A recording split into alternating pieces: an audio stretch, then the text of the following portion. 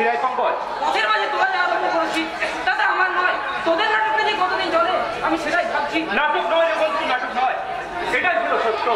আজ যেটাকে তুই নাটক বলে উপহাস করছিস সেটাকে আমি বাস্তবে রূপ দিয়ে বুঝিয়ে দেবো।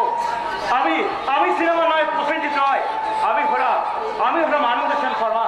আর আমার হিসেব 2-2 4। হ্যাঁ রে বন্ধু, 2-2 4। কি রে মুখপুরি, এমন করে কতদিন জল ফেলে জল আনতে যাবে? সেটা আমাকে বলতে হবে কেন? ওর আসামি তো বলে গেল। বলে গেছে, তবু আমার ভয় হয় রে বোন। আনন্দ বড় লোকের ছেলে, তাদের মতি গতি বোঝার সাধ্য আমাদের মতো গরিবদের নেই বোন, আমাদের মতো গরিবদের নেই।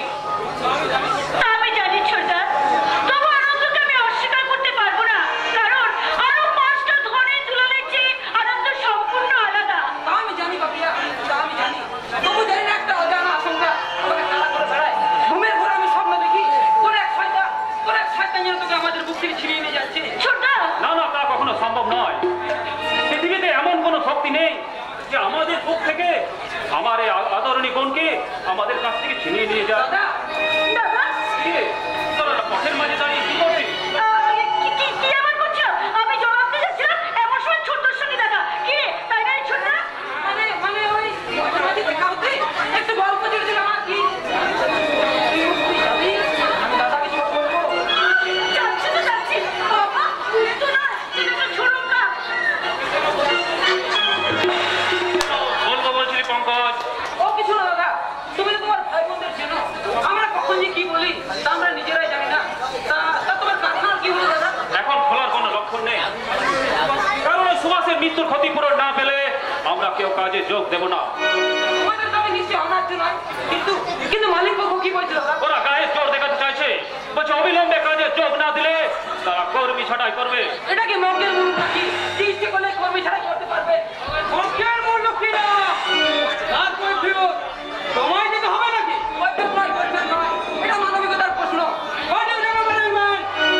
মানবিকতা আছে বলে তোমার দাদা কিন্তু আজ বহাল তবিয়াতে চাকরি। আপনি হঠাৎ আমার এখানে কেন? জানতে চাই আপনাদের ডিসিশনটা কি, আর সেই সঙ্গে জানাতে চাই তার প্রতিক্রিয়া স্বরূপ কি হতে পারে। নতুন করে জানাও বড় বাবু, কর্মরত অবস্থায় একজন শ্রমিক মারা গেছে, তার উপযুক্ত ক্ষতিপূরণ না পেলে আপনারা কাজে যোগ দেবেন না। এই তো আমার ডিসিশন এখন বলে দেবো, আপনারা কাজে যোগ দেবেন, এমনকি কোনো রকম কোনো ক্ষতিপূরণ ছাড়া।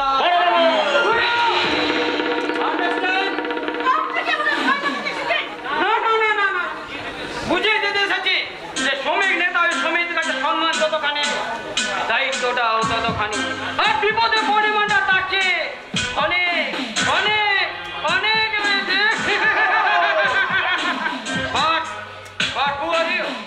ও আমার একমাত্র ছোট বোন বড় বাবু। তাহলে দেখছি বিপদের পরিমাণটা আরো বেড়ে গেল। তার মানে তবে এখন নয়, পরে হয়ে যাবে। আজ আমি আসি গোপাল বাবু, আশা করি আগামী কয়েকদিনের মধ্যে আপনাকে আমি সম্পূর্ণ সঠিকভাবে আপনাকে আমি কাজে যোগ দেওয়াতে পারবো। যদি না পারি তাহলে বৃথাই আমার নাম বিশাল সেন শর্মা। বিশাল বাবু, আমার মুখে আছে হাসি, বুকে আছে ভিড়, হাতে আছে বিশাল বাবু। My name is Vishal Sen Sharma.